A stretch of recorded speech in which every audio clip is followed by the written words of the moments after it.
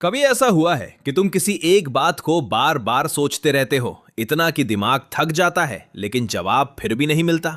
तुम रात भर जागते रहो को याद करते हो, भविष्य की चिंता में खुद को खो देते हो।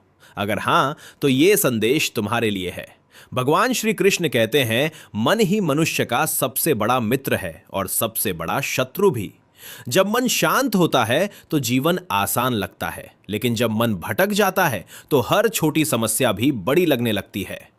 अर्जुन भी एक समय इसी उलझन में था। वो भविष्य के बारे में सोचकर डर रहा था, बीते हुए को याद करके दुखी हो रहा था और अपने निर्णयों को लेकर असमंजस में था। तब श्री कृष्ण ने उसे समझाया, हे अर्जुन, तुम्हारी समस्या बाहर की नहीं है, तुम्हारी समस्या तुम्हारे मन के भीतर है। ओवर थिंकिंग तब होती है जब तुम अपने विचारों को बिना समझे उन पर विश्वास करने लगते हो। तुम हर छोटी बात को बड़ा बना लेते हो, हर स्थिति में सबसे बुरा सोचने लगते हो। लेकिन सच्चाई यह है कि तुम्हारे ज्यादातर डर सिर्फ तुम्हारे मन की कल्पना होते हैं, जो कभी सच नहीं होते।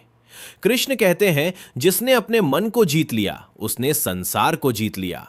मन एक घोड़े की तरह है, अगर तुम उसे काबू में नहीं रखोगे तो वो तुम्हें गलत दिशा में ले जाएगा। इसलिए अपने मन को समझो, उसे नियंत्रित करना सीखो। हर विचार पर भरोसा मत करो, हर सोच सच्चाई नहीं होती। कभी कभी तुम्हारा मन तुम्हें धोखा भी देता है। ओवर थिंकिंग का एक ही उपाय है, कर्म।